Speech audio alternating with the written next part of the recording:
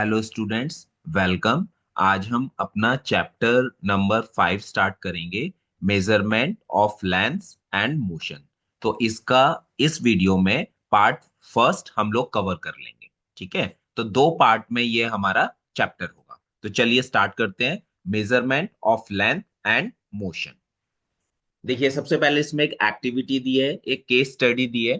क्या case study है उसको जल्दी से हम लोग पढ़ लेते हैं।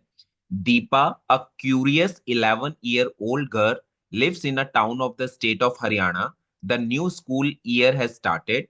Deepa needs a new uniform since she has grown taller. Her mother takes her to a cloth shop. She asks for a 2-meter cloth piece. The shopkeeper measures the cloth using a metal measuring rod. अब देखिए, दीपा जो है नई class में आ चुकी है। दीपा को school में जाना है, नई यूनिफॉर्म बनवानी है, तो उसकी मदर जो है उसको क्लोथ शॉप पे लेके जाती हैं और उसको क्लोथ शॉप कीपर को बोलती हैं कि दीपा की यूनिफॉर्म के लिए 2 मीटर क्लोथ की रिक्वायरमेंट है। तो शॉपकीपर क्या करता है, एक मेटल की उसके पास मेजरिंग रॉड होती है, उससे वो क्लोथ को मेजर करता है और उनको दे देता है। ठीक है। अब देखिए, ये जो मेटल मेजरिंग रॉड है, ये आपके राइट साइड में बनी हुई है, जहां पे मैंने ये टिक किया है, ये मेटल रॉड है। ठीक है। Then the tailor takes her measurements using a flexible measuring tape. उसके बाद टेलर क्या करता है, टेलर जो है मेजरिंग टेप, ये फ्लेक्सिबल मेजरिंग टेप है, ये जनरली हम सबके घरों में होता है ना, मेजरिंग टेप है, या इसको इंची टेप भी बोल देते हैं कई बार। तो इससे मेजरमेंट लेता है। Her mother instruct the tailor to increase the length of her uniform by 4 angul, 4 finger width. जब वो मेजरमेंट ले रहा है तो दीपा की मदर बोलती है टेलर को कि जो आपने कपड़ा दिया है इसको आप क्या कर दीजिए, 4 आंगुल बढ़ा दीजिए। है ना, यूनिफॉर्म को 4 आंगुल बढ़ा दीजिए। 4 आंगुल का मतलब क्या हो गया, 4 फिंगर के बराबर। ठीक है। अब देखिए, are the tape and rod similar to the scale that the elder sister has in her geometry box. जो मेजरिंग टेप है और जो मेटल की रॉड है और साथ में जो दीपा के सिस्टर के ज्योमेट्री बॉक्स में स्केल है, क्या वो सेम है, सिमिलर है? क्या उनसे हम सिमिलर चीजों को नाप सकते हैं या उनकी लेंथ बराबर है ना? What did mother mean by 4 आंगुल? मदर का 4 आंगुल जो उन्होंने नाम लिया, शब्द लिया, उसका क्या मतलब है ना? तो ये सारी चीजें हम लोग इस चैप्टर में कंफर्म करेंगे और पढ़ते चले जाएंगे। ठीक है। अब देखिए आगे क्या हुआ। ये सब टेलर की शॉप पे हो गया, दीपा अपने घर आ गई, अगले दिन वो स्कूल जा रही है। ठीक है। तो Deepa shares her experience with her school friends, Anish, Harshdeep, Padma, Tasneem, and this leads to a discussion among them. अब देखिए उनके बीच में क्या डिस्कशन हो रहा है, इसको एक बार देखते हैं। ये पांचों फ्रेंड्स आपस में बात कर रहे हैं। Harshdeep says, I have seen my grand mother measuring cloth by the length of her arm. ठीक है। तो हर्षदीप ने कहा कि मेरी जो ग्रैंड मदर है, मेरी जो दादी है, वो कपड़े की लेंथ या कपड़े को जब नापती है तो अपने आर्म से नापती हैं। ठीक है। Have you ever seen how a farmer measures length to divide his field into pads? He walks and counts the number of his strides, says Padma. Padma भी कहती है कि जो फार्मर है, कई बार वो अपने जो फील्ड है उसमें बैट्स बनाते हैं। ठीक है, बैट्स मतलब क्यारियां बनाते हैं, तो उसको कैसे नापते हैं वो? तो वो क्या करते हैं, वो चलते हैं, है ना, और चल के उनके जो स्ट्राइड्स हैं, उनके जो कदम है, उनको नापते हैं। ठीक है। और उसके बेसिस पे क्या करते हैं, इक्वल बैट बनाते हैं। जैसे 10 कदम का एक बैट हो गया, 10 कदम का दूसरा बैट हो गया। Okay.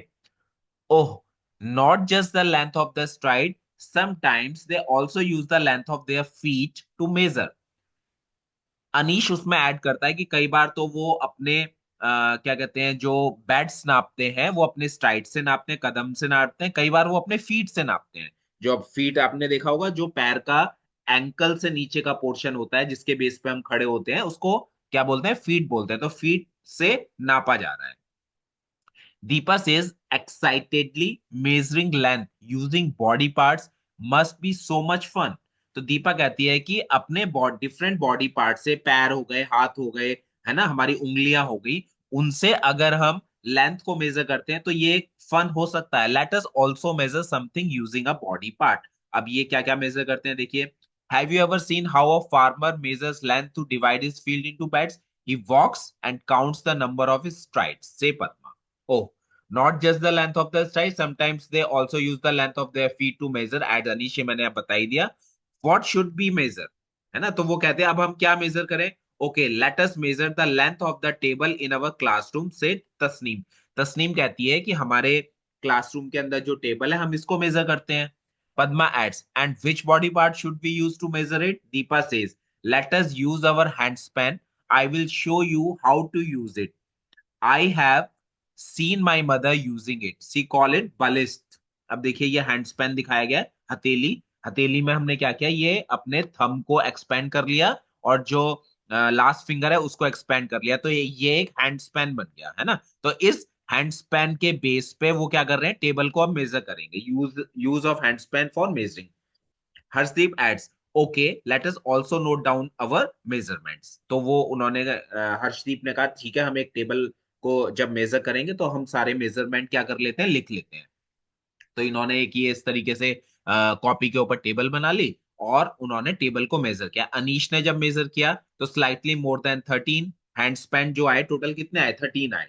Padma 13, Tasneem slightly less than 13, Deepa between 13 and 14 and Harshdeep 14. ठीक है. अब पद्मा ने जब इस टेबल को ऑब्जर्व किया या सबने ऑब्जर्व किया तो पद्मा ने कहा, ओह the number of hand span is different for all of us. हमारे सबके जो हमने मेजरिंग करी है, सब डिफरेंट मेजरमेंट्स आए हैं. So what can we say about the length of the table. अब टेबल की लेंथ कैसे पता करें, टेबल की लेंथ तो एक ही होगी ना, टेबल की लेंथ फिक्स होगी. लेकिन जब सबने अपने हाथ से हैंड स्पैन से उसको मेजर किया तो अलग अलग आए. तो ऐसा क्यों हुआ, क्योंकि सबके हैंड स्पैन जो है वो इक्वल नहीं है. किसी का थोड़ा सा बड़ा हैंड स्पैन है, किसी का थोड़ा सा छोटा है. Okay. But why should the number of different? Harshdeep asks thoughtfully. Tasneem says, I can guess. Our handspan are of different sizes. Anish gave an idea. Let us check this. So all five of them put their handspan along each other and arrive at the conclusion that the lengths of their handspan are different. ठीक है, सब एक बार देखते हैं, major करते हैं, तो उनको ये इस कंक्लूजन पे पहुंचते हैं कि सबका हैंडस्पैन अलग है. Deepa says thoughtfully, no wonder people use scales and measuring tape. इसीलिए लोग जो है स्केल्स और मेजरिंग टेप्स का इस्तेमाल करते हैं, क्योंकि सबके बॉडी पार्ट्स जो है वो अलग अलग होते हैं. अलग अलग इन द सेंस उनकी लेंथ जो होती है वो डिफरेंट होती है. ठीक है. Now, Deepa and her friends compare the length of the table with the length of their handspan. The length of the table is expressed in terms of their handspan. Here, the handspan used for measurement is an example of unit. अब देखिए यहाँ पे क्या कह रहे हैं, जो हैंडस्पैन को हमने यूज किया मेजरिंग के लिए वो क्या हो गया, वो एग्जाम्पल हो गया कि हम जो मेजरमेंट कर रहे हैं उसकी यूनिट क्या हो गई, हैंडस्पैन हो गई. ठीक है. And the length is expressed in two parts, a number and a unit. Length को दो पार्ट में एक्सप्रेस किया, एक तो नंबर, नंबर क्या हो गया, जैसे 13 हो गया, और यूनिट क्या हो गया, हैंड स्पैन हो गया. तो अगर टेबल मान लीजिए आप मेजर कर रहे हैं और 13 हैंड स्पैन आते हैं, तो 13 इसमें नंबर हो गया और हैंड स्पैन क्या हो गई, यूनिट हो गई. 13 hand span. Then 13 is the number and handspan is the unit selected for measurement. However, handspan and other similar units such as length of hand, foot, fist or fingers different from person to person. Thus, there is a need for such a unit for which measurement of the same length made by different people do not differ. अब क्योंकि सबके जो body parts जैसे मैंने भी बताया, चाहे वो हैंड स्पैन हो, लेंथ ऑफ हैंड हो, फुट हो, फिंगर्स हो, वो डिफर कर रहे हैं पर्सन टू पर्सन, है ना. तो हमें एक ऐसी यूनिट की आवश्यकता है जो चीजों को एक्यूरेटली मेजर कर सके. और जब अलग अलग लोग मेजर करें तो सबका जो आंसर आए वो सेम आए. ठीक है. तो इसी को हम यूनिट को आगे पढ़ेंगे. तो उसमें एक ये मोर टू नो में कहा गया है, India has a rich history of measurement system dating back to ancient India. हमारे भारत में प्राचीन काल से, एंशियंट टाइम से क्या है, मेजरमेंट जो है उसकी बहुत रिच हिस्ट्री रही है ना. बहुत सारी यूनिट्स यूज की गई हैं, जैसे अंगुल, फिंगर विड्थ को बोला गया है, मल्टीपल ऑफ अंगुल्स, धनुष, है ना. धनुष मतलब कदम जो हम चलते हैं. योजन, योजन का मतलब होता है, योजन में 3.5 किलोमीटर से लेके 7 किलोमीटर तक होते हैं, तो ये थोड़ा सा डिफरेंट है ना, सबका अलग अलग मानना है. Are some of the units mentioned in ancient Indian literature and used in measuring artifacts, architecture, and town planning.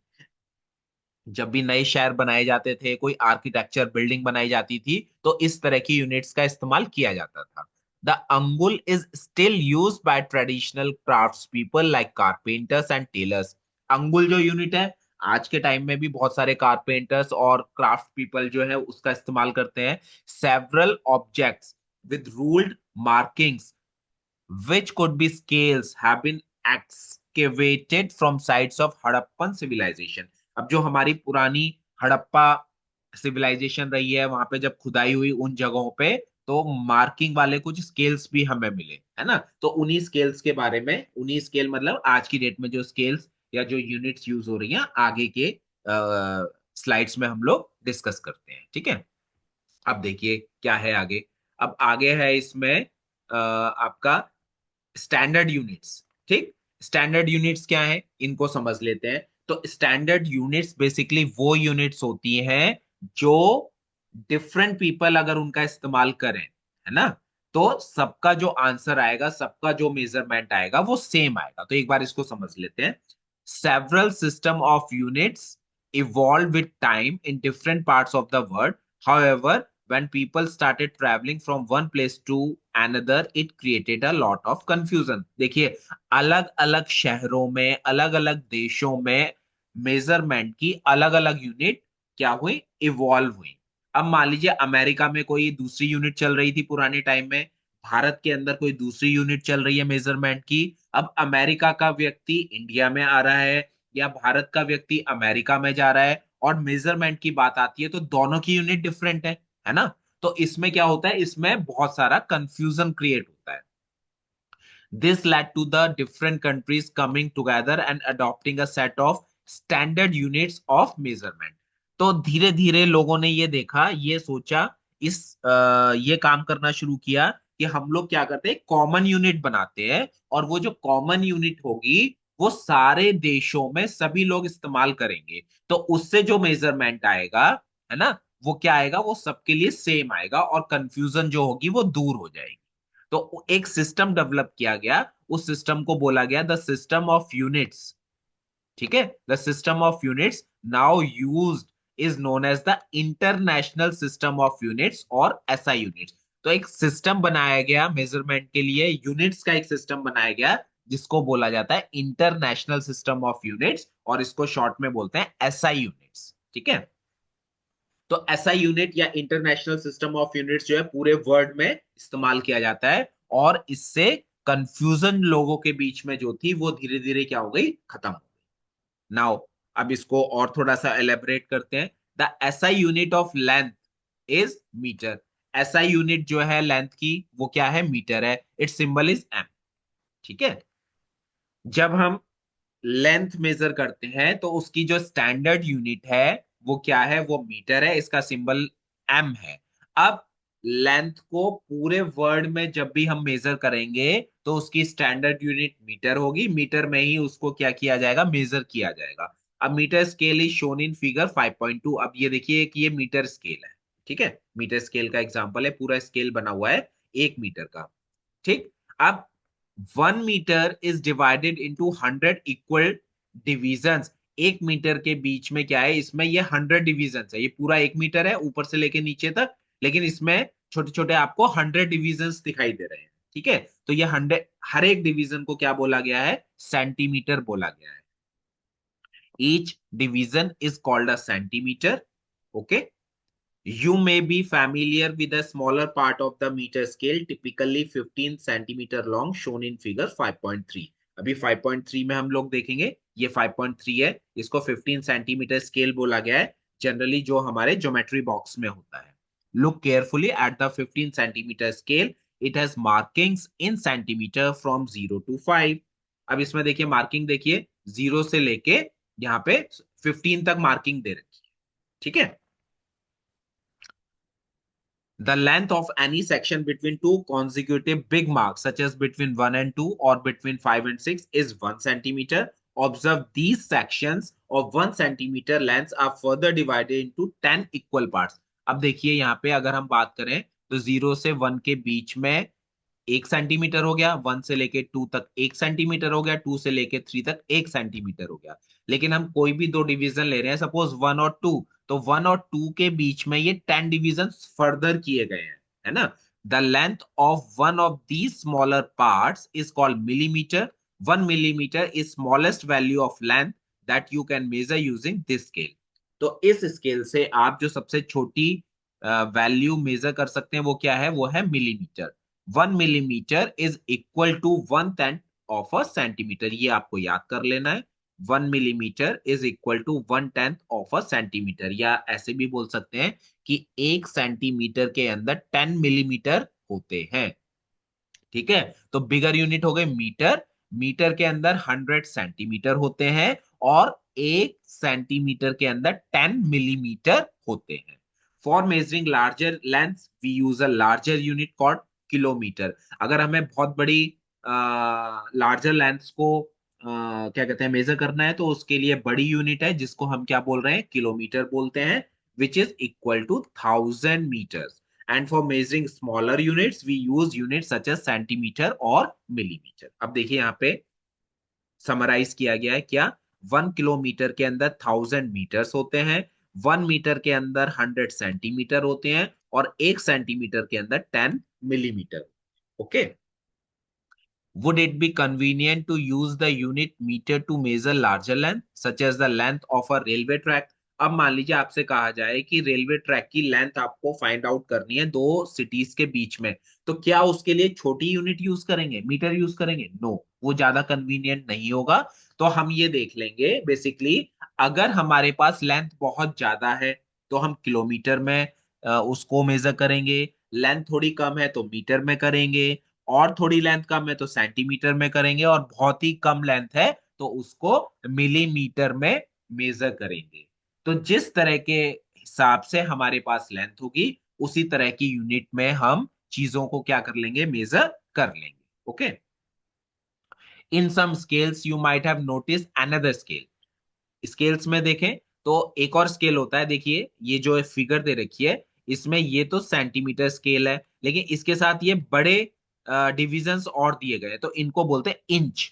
ठीक है, this scale marking is in inches, where 1 inch is equal to 2.54 centimetre. तो 1 inch क्या है, 2.54 centimetre का होता है। In earlier days units such as inch and foot were used to measure land. These units are still used by some people. पुराने time में inch और foot का इस्तेमाल किया जाता था, ये आज भी यूज होती है, बहुत से लोग इनका भी इस्तेमाल करते हैं। तो अब आपको यहाँ पे ये याद कर लेना है कि 1 इंच जो होता है वो 2.54 सेंटीमीटर का होता है। ठीक है। Now correct way of measuring length. अब ये तो हमें पता लग गया, यूनिट पता लग गई हमें कैसे मेजर करना है ना, मतलब किससे मेजर करना है। लेकिन मेजर करने का करेक्ट वे क्या है उसको अब हम आगे समझेंगे। For measuring any length we need an appropriate scale. कोई भी लेंथ हम मेजर करेंगे उसके लिए हमें अप्रोप्रिएट स्केल चाहिए। For example, if you want to measure the length of your pencil you may use a 15 centimetre scale. अगर आपको अपनी पेंसिल की लेंथ मेजर करनी है तो आपके ज्योमेट्री बॉक्स में जो 15 सेंटीमीटर स्केल है उससे इजीली मेजर कर सकते हैं। Similarly, if the height of a room is to be measured, you may need a meter scale or a measuring tape. You cannot directly measure the width of a tree or the size of your chest using meter scale. अब देखिए, जो हमारा एक tree है, पेड़ का जो तना है उसकी विड्थ अगर आपको मेजर करनी है, या अपनी चेस्ट आपको मेजर करनी है, अपने बॉडी पार्ट्स, अपनी हाइट आपको मेजर करनी है, तो मीटर स्केल का इस्तेमाल नहीं करेंगे उसके लिए, है ना। For such measurement, flexible measuring tape such as Taylor's tape is more suitable, है ना। तो इसके लिए हमें फ्लेक्सिबल टेप चाहिए जिसको इंची टेप या मेजरिंग टेप बोलते हैं, जो जनरली टेलर्स के पास होता है। तो उस तरह का फ्लेक्सिबल चीज चाहिए ताकि वो, अगर हम ट्री को मेजर कर रहे हैं, ट्री के स्टेम की मोटाई या विड्थ हम मेजर कर रहे हैं, तो ट्री के चारों तरफ उसको घुमाया जा सके, है ना। जो सीधा स्केल होगा उसको तो नहीं घुमा पाएंगे, तो यहाँ पे हमें क्या चाहिए, फ्लेक्सिबल मेजरिंग टेप चाहिए। While measuring length, we need to take care of some points. अब देखिए करेक्ट वे क्या है। What is the correct way to place the scale? Place the scale in contact with the object along its length as shown in figure 5.4। 5.4 में दो तरीके बताए गए हैं, दो फिगर दिए गए हैं, पहला है करेक्ट और दूसरा है इनकरेक्ट। देखिए ये जो येलो पार्ट इसमें आपको दिखाई दे रहा है, इसको हमें मेजर करना है। तो हम क्या करेंगे, इस कोयल को बिल्कुल स्ट्रेट रखें, स्ट्रेट इसके ऊपर प्लेस करेंगे हम, ऐसे तिरछा, है ना, या और किसी डायरेक्शन में इसको प्लेस नहीं करेंगे। अगर आपने तिरछा रख दिया तो ये करेक्ट वैल्यू नहीं आएगी। तो करेक्ट वे क्या है कि जो भी जिस भी ऑब्जेक्ट की लेंथ हमें मेजर करनी है उस पे स्केल बिल्कुल स्ट्रेट हमें लगाना है। ठीक है। Now what is the correct position of the eye. अब हमारी आंख की आई की करेक्ट पोजीशन क्या होनी चाहिए।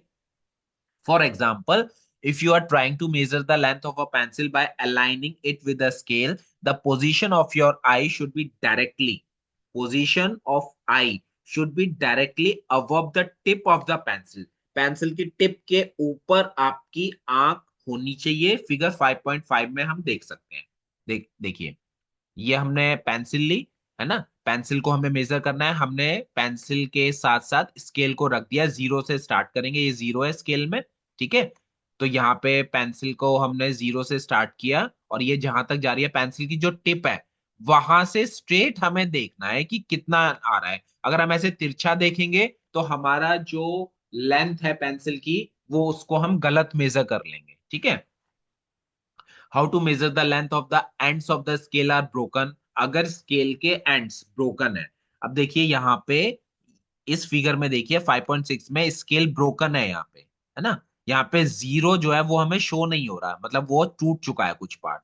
If the ends of the scale are broken और the zero marking is not clear, it can still be use for measurement. With such a scale use any other full mark of the scale से 1 centimetre. तो हमने क्या किया, ये जो yellow हमारे पास कोई चीज है इसको हमें मेजर करना है, जीरो हमारा टूटा हुआ है तो हम इसको 1 से प्लेस कर लेंगे। ये हमने 1 से प्लेस कर लिया। ठीक है। अब 1 से प्लेस करने के बाद हमने इसको मेजर किया, सपोज ये आ गया यहाँ 10.5 तक या 10.4 तक आ रहा है, सॉरी ये है ना, 10.4 तक आ गया।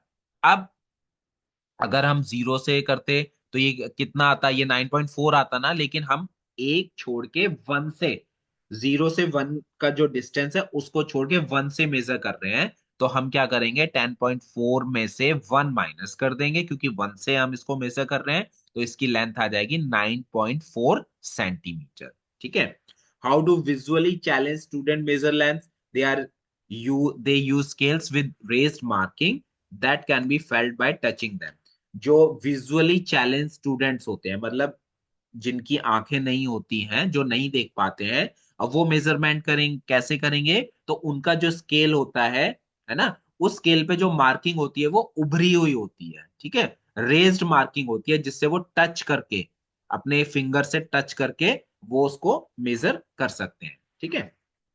नाउ एक एक्टिविटी दी है, इसको समझ लेते हैं जल्दी से। Select some objects around you such as comb, a pen, a pencil and an eraser to measure their lengths. Measure their lengths one by one using a meter scale and note down the measurements in table 5.2. अपने आसपास जो भी object हैं जैसे com, pen, pencil, eraser, इनको ले लिया हमने, इनकी लेंथ मेजर की और इस तरह की टेबल में बना लिया। यहाँ ऑब्जेक्ट लिखा कॉम, कॉम को कितना नापा हमने यहाँ लिख लिया, इरेजर यहाँ लिखा, इरेजर की लेंथ कितनी आई यहाँ लिखी। ठीक है। While writing the length, do not forget to write the unit also. Unit लिखना जरूरी है। खाली अगर आप नंबर लिख देंगे ना, आपने इरेजर को मेजर किया, इरेजर स्केल पे वैल्यू आई 3, ठीक है, तो 3 खाली अगर लिख देंगे आप तो गलत हो जाएगा क्योंकि यूनिट हमें पता नहीं चल रही है। तो नंबर के साथ यूनिट लिखना बहुत जरूरी है। तो हम लिखेंगे 3 सेंटीमीटर। ठीक है। ये एक एग्जाम्पल के तौर पे मैंने आपको बताया। Thus, your result will consist of 2 part. अब आपके रिजल्ट में 2 पार्ट होने चाहिए। One part is a number and other part is the unit of measurement. Some of your friends in the class would have measured the length of the same object. Compare the lengths measured by you with that of your friends. Are the measured length the same or slightly different? If not the same, discuss the possible reason for the differences. अगर same आ गया तो ठीक है, अगर same नहीं आ रहा है तो डिस्कस करेंगे। सेम नहीं आने का मतलब ये हो सकता है कि आपने स्केल प्रॉपरली प्लेस ना किया हो, स्केल टूटा हुआ हो, या आपकी आई की जो पोजीशन है वो करेक्ट ना हो, इसीलिए सबका डिफरेंट आंसर आ रहा है। लेकिन अगर सेम आ रहा है मतलब आपने सब कुछ सही किया है, सही मेजरमेंट किया है। ठीक है, नाउ डू यू नो में देख लेते हैं क्या है। Units of length such as kilometer, meter, centimeter, and millimeter begin with the lowercase letter except at the beginning of a sentence. Their symbols kilometer, meter, centimeter, and millimeter are also written in lowercase letters. ठीक है, capital letters में और Plurals में नहीं लिखते हैं। मान लीजिए जैसे आपने देखा ना ये यूनिट्स, किलोमीटर, तो ये लोअर केस में लिखा हुआ है, कैपिटल में नहीं है। मीटर, सेंटीमीटर और मिलीमीटर ये सब लोअर केस में लिखे हुए हैं, तो यूनिट्स लोअर केस में लिखी जाती हैं। ठीक है, और प्लूरल में नहीं लिखते। जैसे हमने मेजर किया 3 सेंटीमीटर, तो 3 सेंटीमीटर्स नहीं लिखेंगे, एस नहीं आएगा, सिंगुलर लिखेंगे यूनिट को 3 centimetre. Okay, note that a full stop is not written after the symbol except at the end of a sub sentence. अगर सेंटेंस एंड हो रहा है तो यूनिट के बाद फुल स्टॉप लगाएंगे, अगर सेंटेंस एंड नहीं हो रहा है तो यूनिट के बाद फुल स्टॉप नहीं लगाते हैं। while writing the length always leave a space between the number and the unit। और जब नंबर और यूनिट को लिख रहे हैं तो बीच में एक स्पेस आना चाहिए, मिला के नहीं लिखते हैं। ठीक है, तो आज के चैप्टर में है इतना ही। नेक्स्ट चैप्टर में हम इसका सेकंड पार्ट पढ़ेंगे। ठीक है, और तब तक आप इस वीडियो को देखिए, समझिए और अपने दोस्तों के साथ शेयर कीजिए, because sharing is caring. Thank you.